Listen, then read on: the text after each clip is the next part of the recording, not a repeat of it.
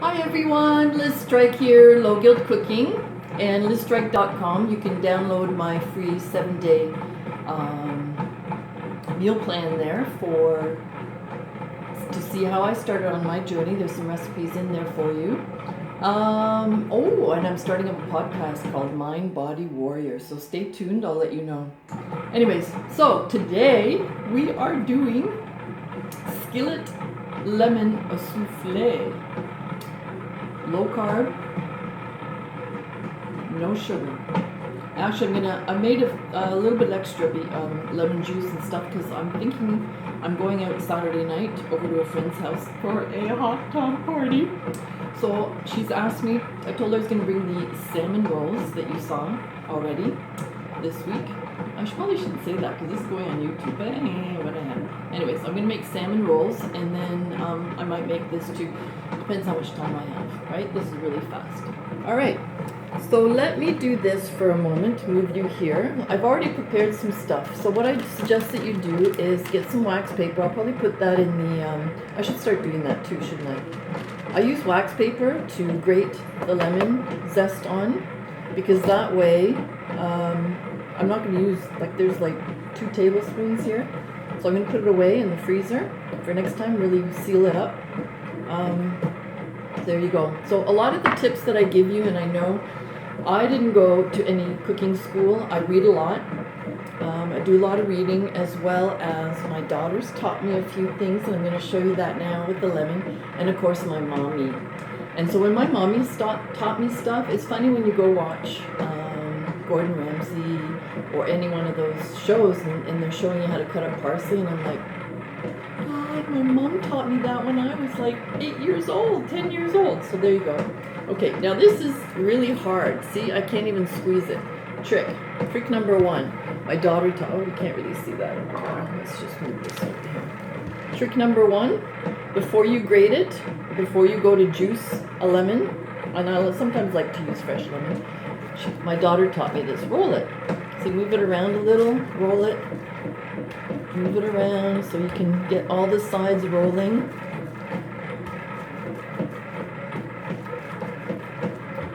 It pays to have a daughter that takes food and nutrition, right? There you go. Alright, so, I don't know if you could see that, but it's so much more pliable. Look at that. Whereas here, oh no, even there, that's really hard there, but yeah, really pliable. So then what you do is, I'm not going to do this one because I want to save this one for another day. When you're grating, it's better if you watch what you're doing. I know some people might want to do it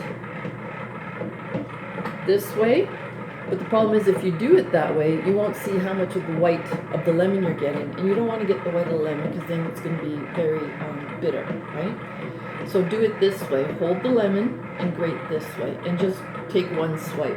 Now you'll see, I've already juiced these, that there's still some yellow spots left, right? And I didn't go all the way down to the white, but I'm getting enough zest.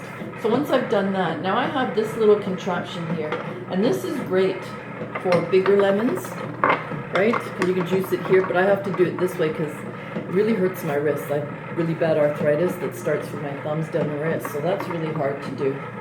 I've got this other contraption that I used today after I did the first one, and I realized I've got this one. I got this at Pampered Chef party that I went to, I don't know, 3 years ago maybe. Anyway, so I put it in like that, and then you squeeze it, and all the juice comes out. It's really cool. And this, oh, there's some more juice in there. This works a lot better for my wrist, go figure. So, gotta find what works, right? Okay, I'm just gonna put that over there. Set that over there. Now I'm gonna put the juice. Sometimes I freeze it if I'm not gonna use it right away in a couple of days or so. And then I know if I'm gonna use it within a week or 2, it's okay. So I measured out 1/3 cup of the juice here. We've got about 3 tablespoons maybe of the lemon zest here. I don't need that much. I only need a teaspoon for this recipe. So gently, you don't want to pack it down, you just want to gently have it ready like that. So what I'm going to do now, when I'm done here, I'm going to flatten out the zest a little bit here, fold it up, and then I'm going to put it in one of those freezer bags as well, and freeze it so I could use it again on in a couple of days when I need it. And this is the time of year where I do a lot of my baking when it comes to Christmas or any major function. If I've got a lot of baking to do, I do a lot of it like weeks in advance and then freeze it. So, all right, just a little tip for you there. Just gonna clean up. I got some lemon juice all over my counter, but it smells so good. All right, so that's that. So what are we gonna do next? So I've already got my eggs separated here. Yeah, the machine, you've got my oven is preheating, and I've got my bread machine going here. So those are the noises you hear in the background. All right, so I've got 5 egg whites in here. I'm using this one today, not my KitchenAid, because this is an old Sunbeam Mixmaster, but I love it for things like this today, where I've got egg whites and egg yolks to do. So I've already separated them. What I like to do is, when I take it out of the shell, I put it in my hand and just open up my hand a little bit and let all the egg whites seep through. Now there are, see if I can find it, yeah. You could use one of these, or my daughter uses a water bottle, right? Because you just push the air out, push the air out, and then when you go to suck in the yellow part, it goes into the water bottle, and then you can put it in your bowl or whatever. Oh well, having fun, you know. But I prefer using my hands and let it go through. I just find I get a much cleaner egg yolk that way. So I've got my 5 egg yolks and that. Let's see what we're gonna do here. I think I'm gonna pause you here because I'm gonna whip up my egg yolks, and then I'm gonna clean my blades, and then I'm gonna start whipping up my egg whites. All right, I'll be back. Hi again, so you can see I've got my egg white going here. Now I put in the 1/4 teaspoon tartar. I'm putting in 1/8 of a teaspoon of the salt and 1/3 of a cup of the sugar, slowly. All right, so I'm gonna do that. I'm gonna pause for a moment.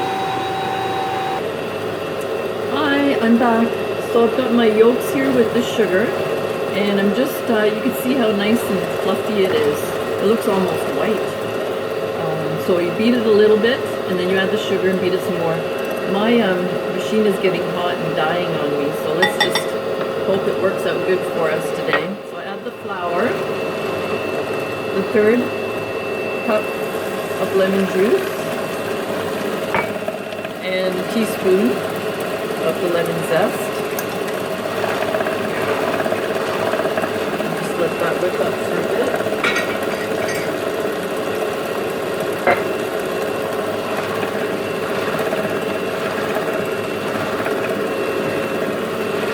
And my machine's not doing that good here.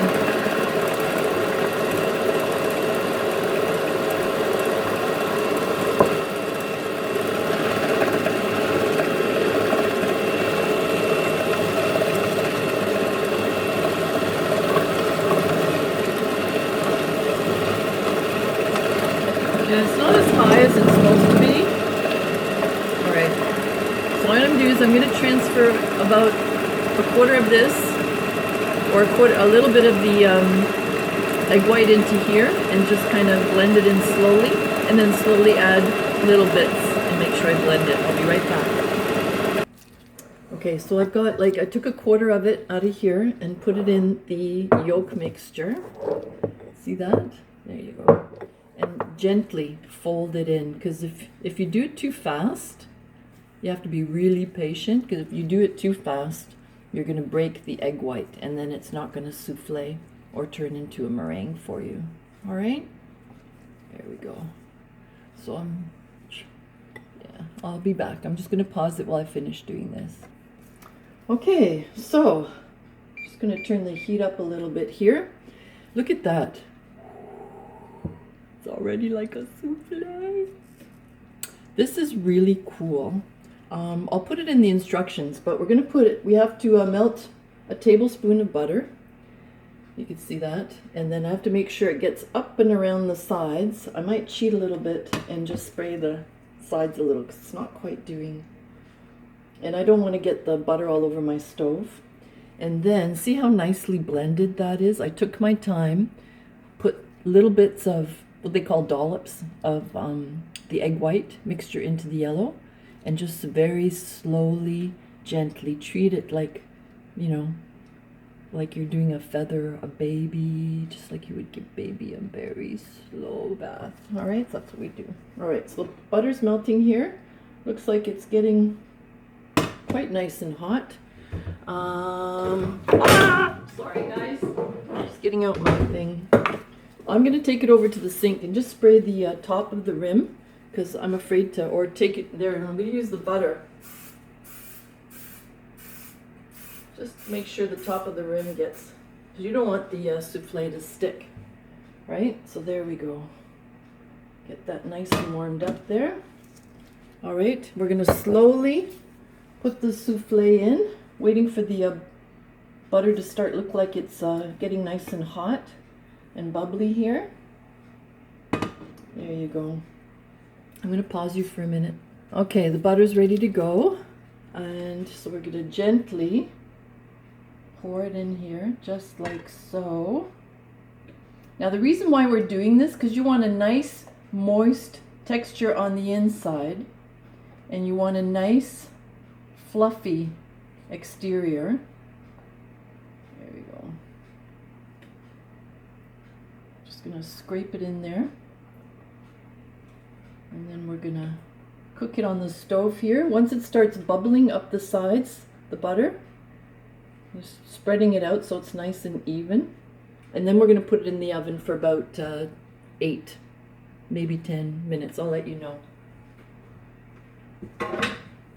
Just gonna pause here. I can hear it bubbling.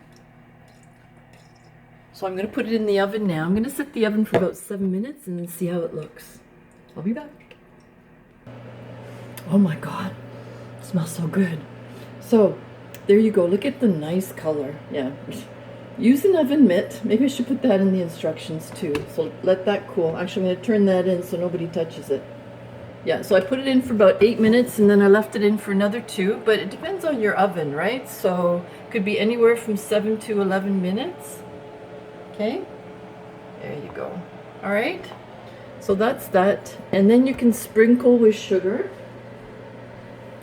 Now this is swervy. This is what I use for the egg whites. It works better. Xyla doesn't seem to work. I don't know why.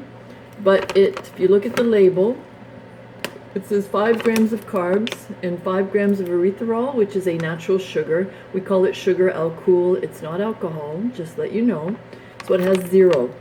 Because what you do is you take the sugar alcohol, which is the natural sugar, erythritol, subtract it from the carbs. They're both 5, so you end up with 0 carbs and good sugar.